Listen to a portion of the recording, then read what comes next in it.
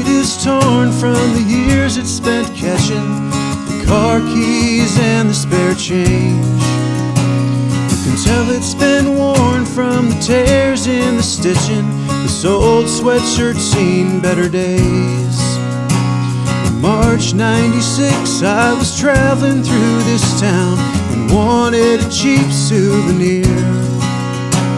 I would never have guessed from the name on the chest one day I'd end up living here. $12.99 bought me the chance to stay warm for the night. And now in my mind it takes me straight back to that place and that time. It's amazing the things you can buy for $12.99.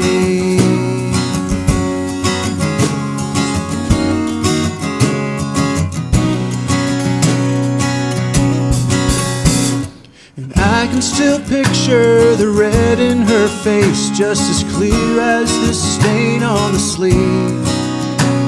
She was convinced that she'd ruined our first date when she spilled her coffee on me. But the heat was no match for the look that she had, as the air outside kept getting colder. We drove to the beach and she shivered beside me, and I draped it over her shoulders. $12.99 bought her the chance to stay warm for that night.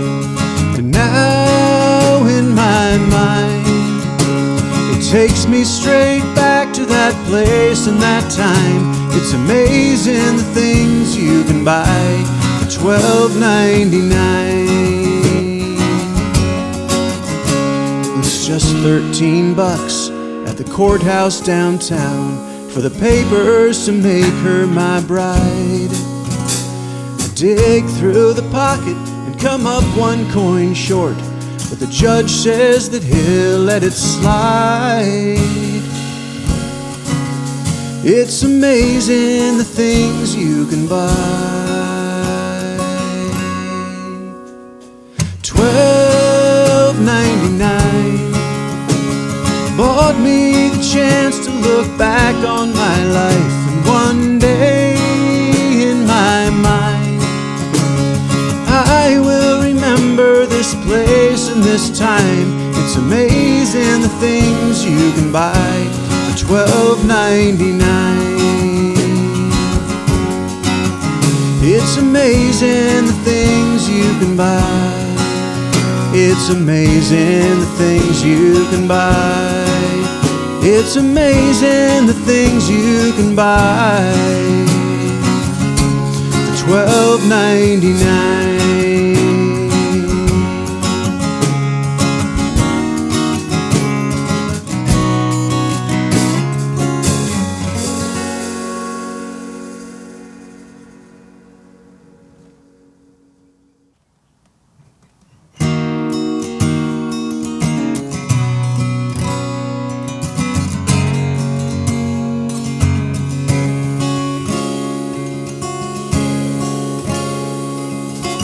Sitting on the bleachers on a cool Friday night, thinking up ways I might finally catch her eye. Listening to the marching band play and living on a prayer, and the beat in my chest is heavy and steady as the rhythm of the bass and snare. I knew that something big was about to happen every moment of every day. Remember when my eyes were open to every possibility. In a high school heart can love like there's no tomorrow. In a high school heart knows the heights of wonder and the depths of sorrow. And there ain't no going back once it's gone. You're left with pieces faded and scattered from your high school heart that knew that every moment mattered.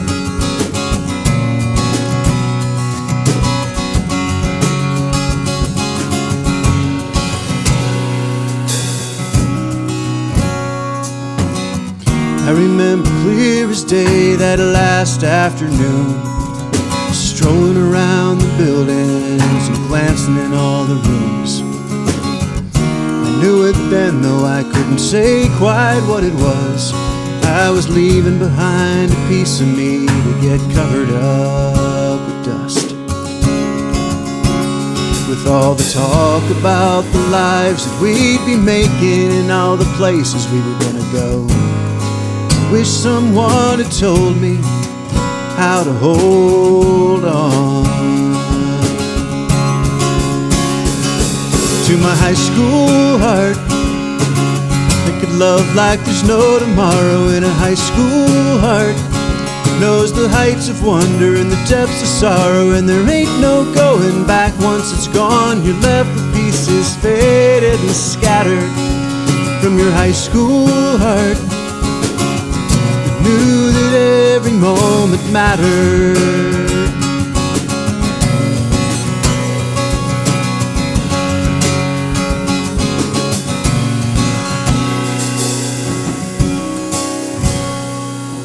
And nothing in life feels quite as real as it did back then. A high school heart falls twice as fast and doesn't know that it's ever gonna end. There's beauty in confusion and amazement and in scars. Sometimes I still wanna laugh that loud and cry that hard. In a high school heart can love like there's no tomorrow. In a high school heart knows the heights of wonder and the depths of sorrow, and there ain't no going back. Once it's gone, you're left with pieces faded and scattered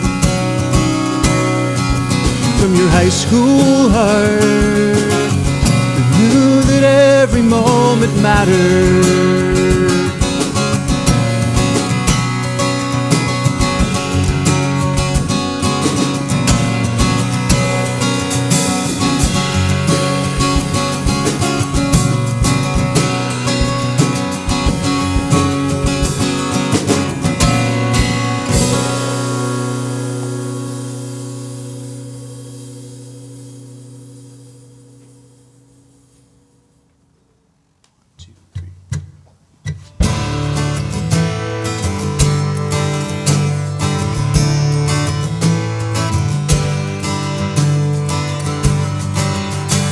I was straight out of college with a dream in my head, a guitar in my truck and no home and no bed.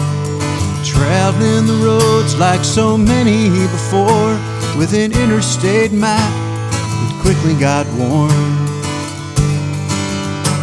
Growing up in the West, I'd never seen anything east of Texas or south of D.C., but the first time I headed down I-85, the part of me I'd never felt came alive. It's an hour from Atlanta to East Alabama. It took 1 hour to change a man's fate. One night in the South turned me around, changed my views and my mind and myself. Like a step back in time to how things might have been when you could leave your doors unlocked all night. It might be the way the stars shine, or the slow pace of life, or the taste of sweet tea in my mouth, but I never knew where I belonged till one night in the South.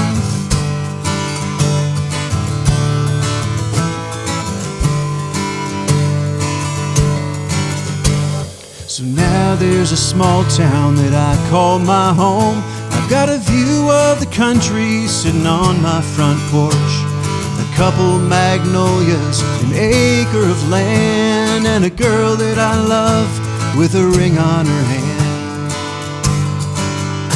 She changed my perspective and she changed my life the first time I looked in her eyes. One night in the South, it turned me around, changed my views and my mind and myself. like a step back in time to how things might have been when a man and his wife stood a chance. It might be the way we were raised, or the bond of our faith, or the way one look makes my heart pound. But we both knew our prayers had been answered one night in the South.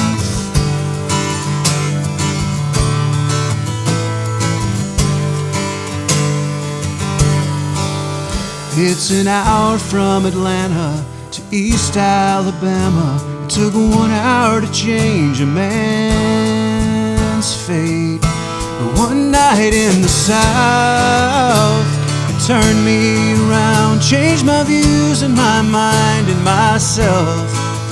Like a walk in the country on the first day of spring after 3 months of rain in the pines.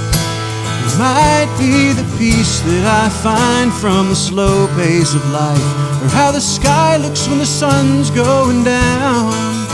But I never knew where I belonged till one night. I never knew where I belonged till one night. I never knew where I belonged till one night in the South. One night in the South.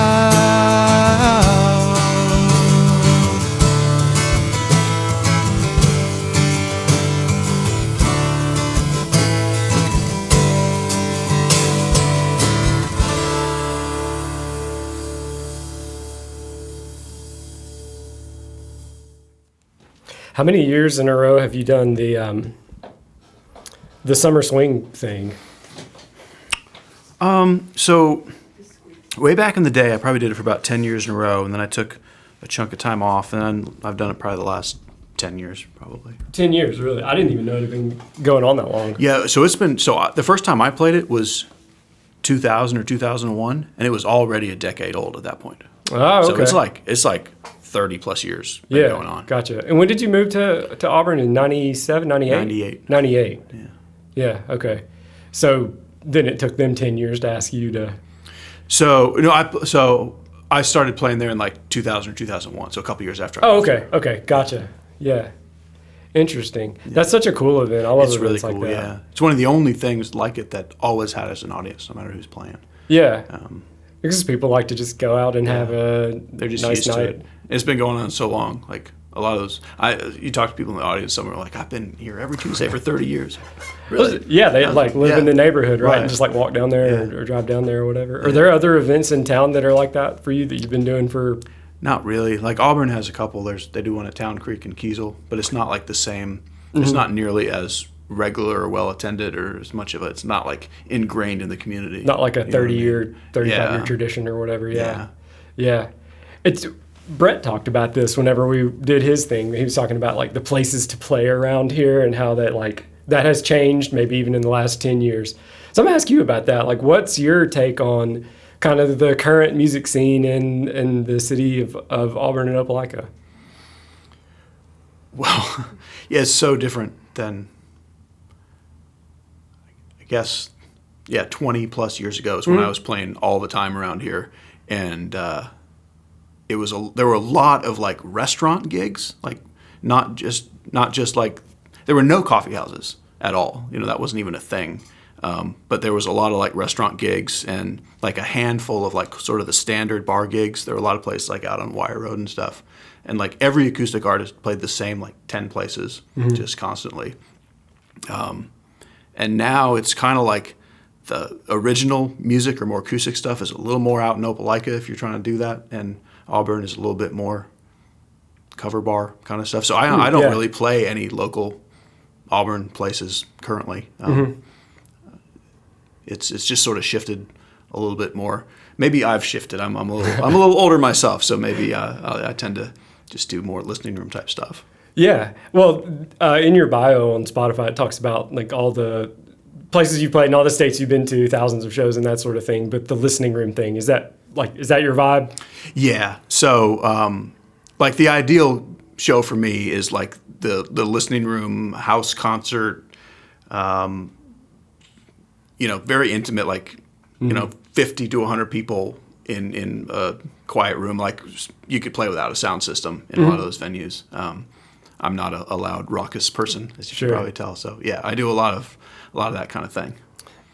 Do you feel more comfortable just you and an acoustic guitar on a comfortable seat kind of a thing? Or do you like to stand up with the plugged-in microphone sound system? I'm pretty happy with either. I mean, really, I prefer to have a sound system. You can just do a little more with, even in a small room. Like, it just gives you a little more ability to kind of go in and out and dynamics and stuff. But I mean, I'm perfectly comfortable playing, loud bar gigs, even though it doesn't seem like it would be my thing. Like, I've done enough of everything that if I have my guitar and there's someone around, like, I'll find a way to make it work. Yeah, so it's like, as long as the guitar's there, that's where you're comfortable. Like, just give me the guitar and I'll hide behind that. Yeah, without the guitar, like, I've got it sitting here because I wouldn't even want to talk to you without it nearby. We pre-negotiated that before we did this. A lot of your songs. Let me back up. I listened to a bunch of your discography to be able to ask you questions about your deep cut. So I hope you remember every detail from the '97 album. Southside Diner, right? Yeah. Yeah. So, but I actually am going to ask you about that. What's changed between then and now? Like, when you're writing that album and feeling those songs and working through that, what's different now about, like, your process and about how you feel about your own songs, all that sort of stuff? There's a lot. So even that is not nearly actually my first album. That's the first one that's, like, sort of you can still get without going to my garage and finding the cassette. A cassette tape, yeah. So that was, like, Southside Diner was actually my third CD and eighth album, if you include, like, cassettes back in high school. But that was kind of the first one where I felt like a real singer-songwriter, if that makes sense. But I think now, looking at it, that's still in the phase where I was trying to be somebody that I thought an audience wanted me to be. Does that make sense? I was writing songs for myself, but when I was every song I was writing, I was like, who does the audience want me to be? Like, what am I supposed to say to sound like a real songwriter? Like, a lot of it now, I can feel that it's forced. Like, whereas when you listen back to when I listen back to the old stuff, I'm like, I wouldn't say that, but I thought that sounded like whoever my influence was at the time, that kind of thing. Yeah. And that goes back for a lot of my old stuff. It's like, I could tell when I was just writing for real and when I was, like, trying to pull something off, if that makes sense. Yeah. And now the pulling something off, like, just, it either comes naturally or it doesn't. And if, like, I just write what I feel now and then figure out a way to make it understandable, but I'm not worried anymore about trying to pretend to be somebody or put something in a song that doesn't feel real. Basically I'm more comfortable just, hey, this is me. Whereas before I was like, well, what do I want people to think is me? Maybe like shed the character. Yeah. In some way. Yeah. If you listen to a lot of my newer stuff, it's, like, very obviously raw and real. And not hiding, not so much. I mean, sometimes I'll still write a song from a character's perspective, but you can still sort of hear the real in it a little more than the old stuff. You're not the character. It's right, I'll still write songs about where they're not first person or true stories or anything. But I get a little more real with it. I'm not trying to create something in there that doesn't really fit just because I think it would be cool.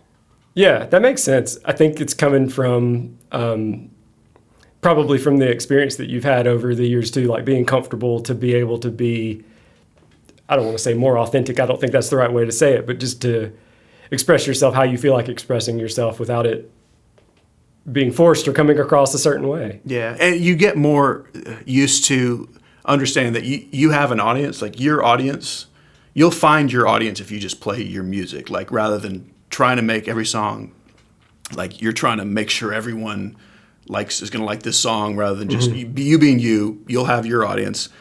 Realizing not everyone's going to like it. That's another big thing now. Like, I'm totally comfortable realizing that not everyone likes what I do. And that's fine. There's great music that I don't like. And I wouldn't tell them they should change it so I like it. That would be ridiculous. I think that's great advice for for people that, you know, are maybe younger or newer into that sort of thing in songwriting, is that you think you've got this great song, and or you're going to go try out for a band or something along those lines. Like, there's going to be moments where people just don't vibe with you. They just don't like your thing or whatever.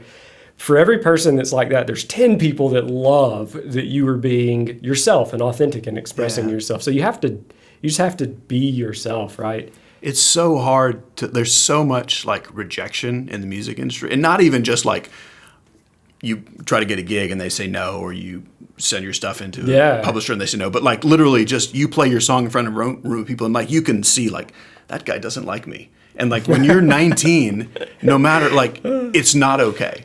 Like I just remember those, like I would be in a room and you can just sense it, like those people love my songs. That guy hates it. And I'm like, and that's what I was talking about. I'm like, so what can I do to make that guy like it? Well, that's just, he doesn't like my style of music, and that's totally fine.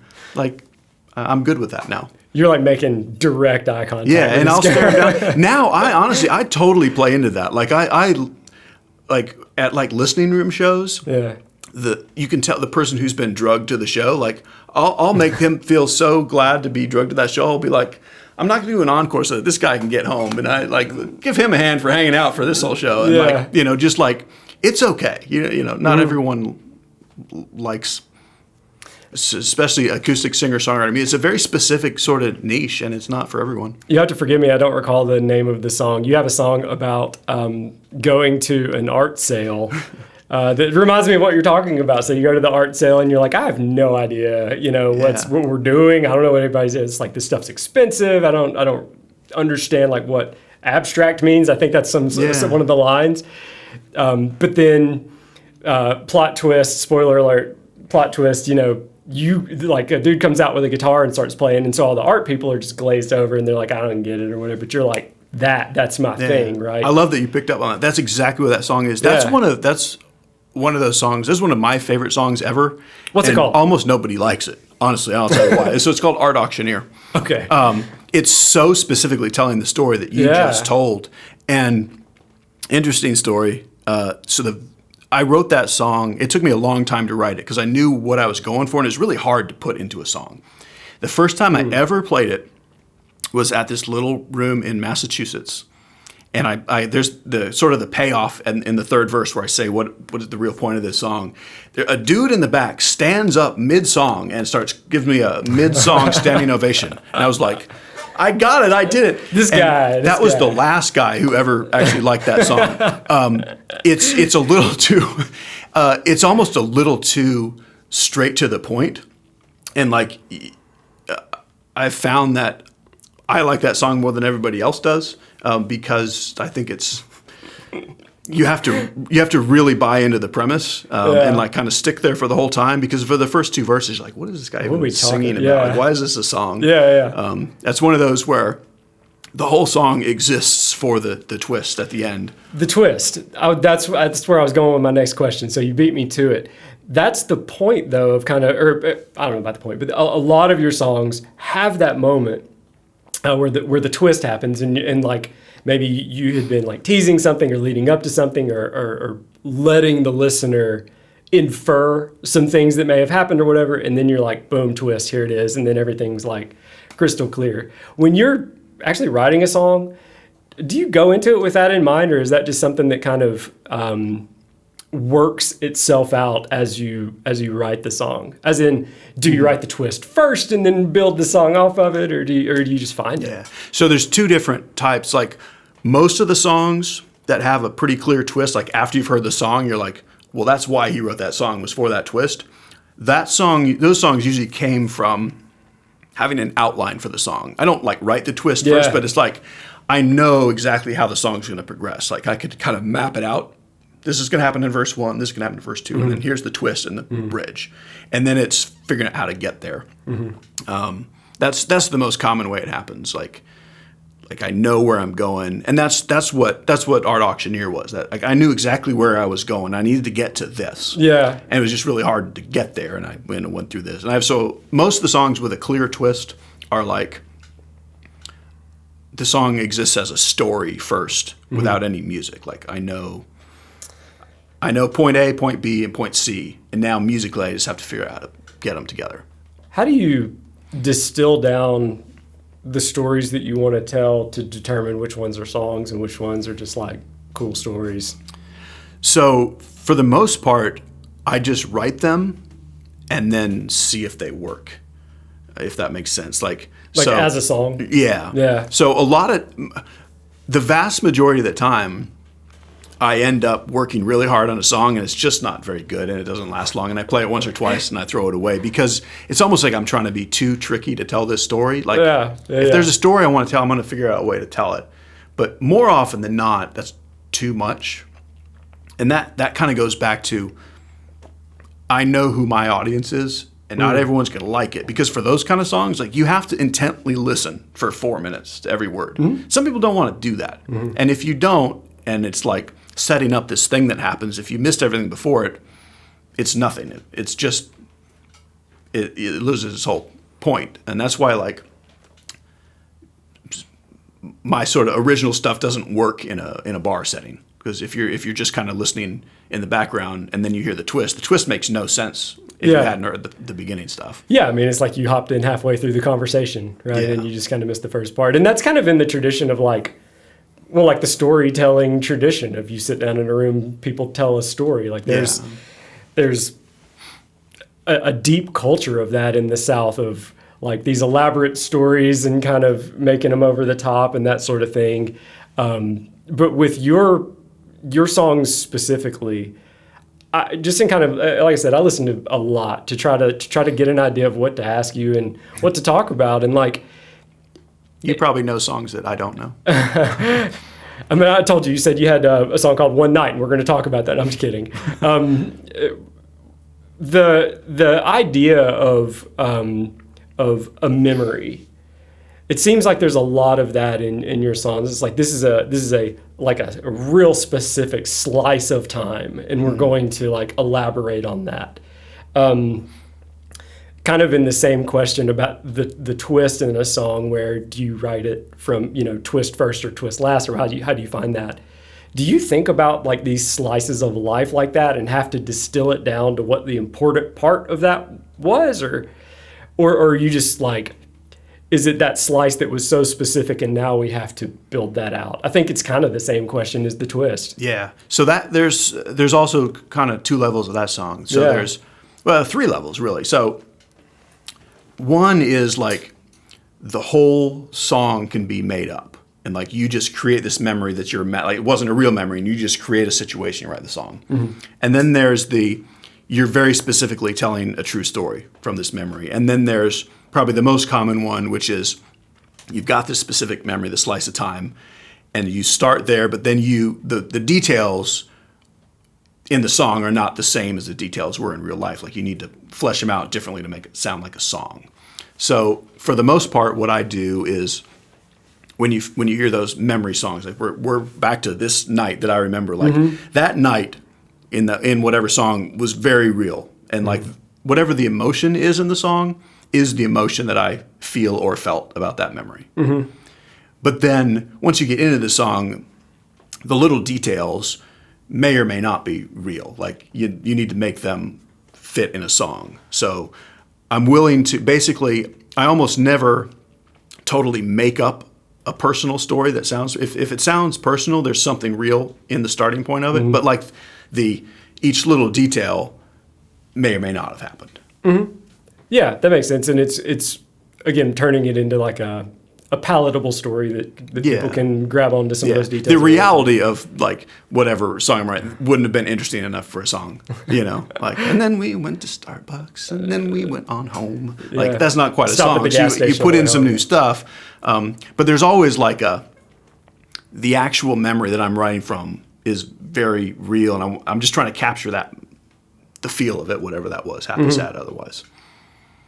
The feel is a key part of it. The memory feels like my memory, even though I didn't live that thing whenever I'm listening to your song. That's like a purposeful effort of yours too, to make it, and don't let me put words in your mouth, but like to make it relatable enough to someone that will have gone through similar experiences. Like for example, there's One Mississippi, right, where you're playing hide and seek, and then that gets a little bit bigger. You're talking about living on different parts of the country, and just like this idea of distance and space and whatever. Those things are super relatable for people as they age, and that's kind of the story in that song.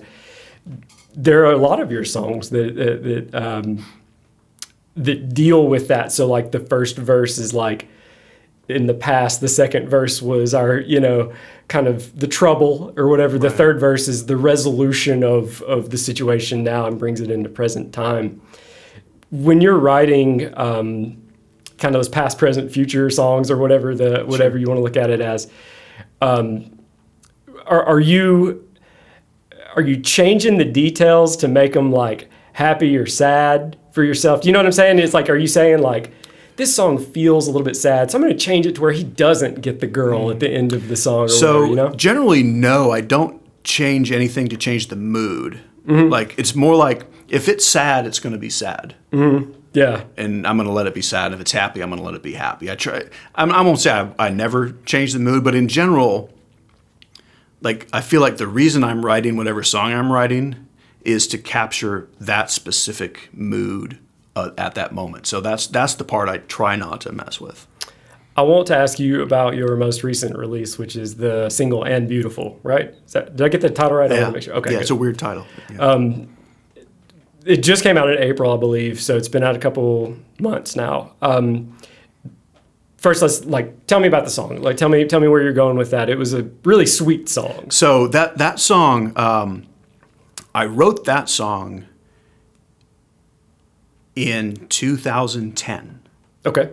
And put it on a live CD. It was kind of buried at the end of a live CD. And I wrote, it was written when my daughter was 7, our son was 9. So it was right in that time when the kids are kind of growing up, but not grown up.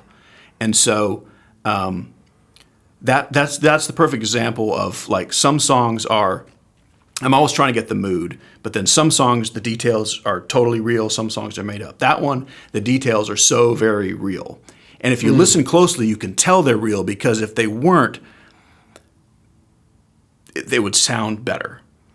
Like, what I mean by sound better, like the second verse, I say, now you're cracking eggs and talking on the phone. You wouldn't say that line if you were just writing any song. Mm-hmm. Like, that's so specific to a particular morning when our daughter was cracking eggs and our son was talking on the phone. Like, it was like a very real thing. So every detail in that, and even the first verse, metal elephants fly through the air. Mm-hmm. I started the song at Six Flags when my daughter and I were in the little kids area, and there were metal elephants. Right. So that song, our kids were that age, and I was imagining what it would be like when they grow up. When you originally wrote it. When I originally wrote it. Yeah. So this year, our daughter graduated from college. Our son graduated last year, and that's what happens at the end of the song. So it's sort of like the song came to its actual conclusion. And so it just took 15 years or that's how long it took. So I did a new version of it, cleaned it up, re-recorded. And it was one of those, like, at the time when it came out, it was like, because it was so personal, like, I loved it. I've always loved that song. But it's one of those, if someone who doesn't have kids or doesn't like thinking in that sort of vein, it's just kind of a song. Like, it doesn't have some huge grand melody or anything. Like, you have to kind of be able to get into the story. Mm-hmm. But so, yeah, I re-released it and re-recorded it. And it really found an audience with people in this similar sort of stage of life. Mm-hmm. Did you have to give yourself a pep talk to like not cry during the recording of that? So give me a second, guys. I got to go cry real quick. I mean, no, I like, so interesting fact, and I'm curious how other songwriters do. Like, if I don't cry while I'm writing a song, it's terrible. Like, if I don't cry, I'm not even doing it right.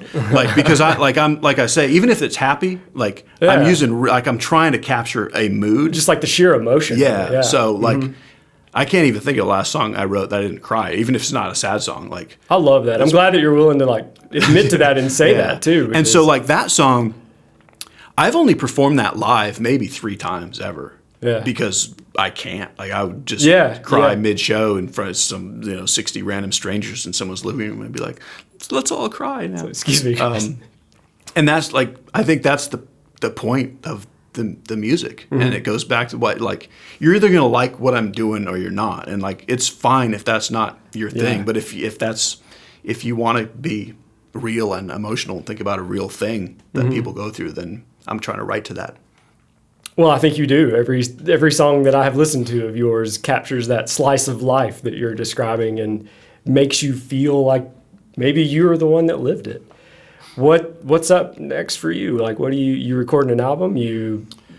So essentially, I played, for about 15 years, I traveled and played full time and recorded an album almost every year. And then I took a bunch of time off.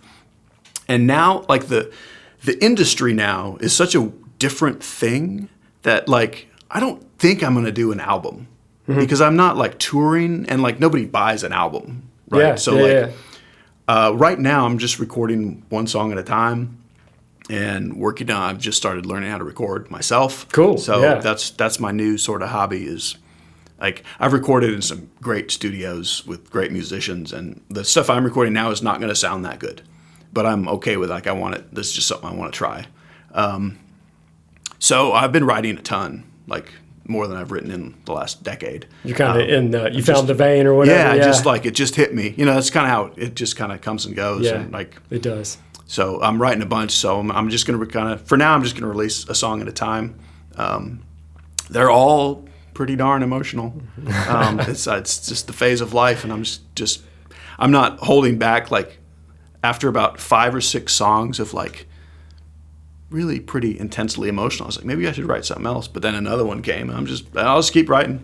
Well, that goes back to the thing about you just being comfortable with yourself, authentic, and expressing yourself freely or whatever, not trying to maybe do what you think somebody wants you to do, but it's what you want to do. And that's what's... And there's always people that want that music. And there's people that really relate to it. And that's great when they do. Because you have that experience with whatever music you love. Like, when you hear a song that just grabs you and you relate to, like, it means something to you. Yeah, for sure. And the fact that you can do that for someone else is pretty incredible. Thank you, Dave, for coming and doing this. It was really fun hearing you and Hunter, work together and play back and forth. I know he plays with you a little bit around town and that sort of thing too, so you could tell the chemistry was there. But the songs are great. You could play them on a kazoo and they'd be fantastic. The songs are Next fantastic. time we will absolutely just kazoo solos the whole time. Yeah, for sure. No, really appreciate it.